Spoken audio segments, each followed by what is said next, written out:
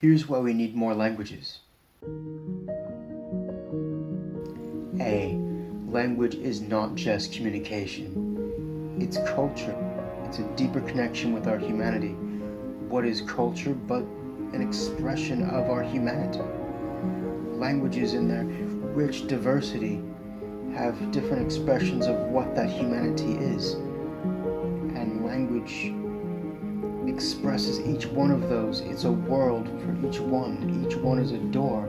And by making yourself the key in learning a language, you are able to open up doors to new worlds that you can only access through the medium of another language.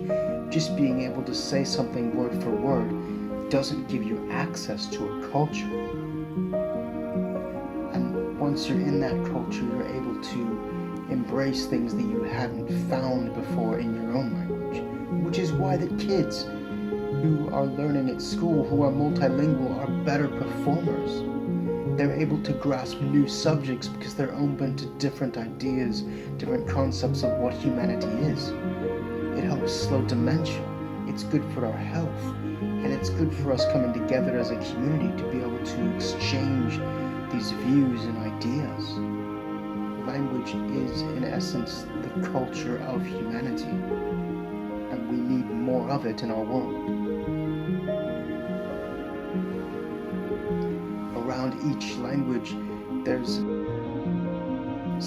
planets around the sun, different accents and dialects, and these are kind of languages being born before they've been born. And if you have access into a new language, you have access into all those dialects, all those mediums of communication within that language, because each language is a world. And if you are monolingual, you're shutting off yourself to not being able to be a full human being, to reach the potential of who you are.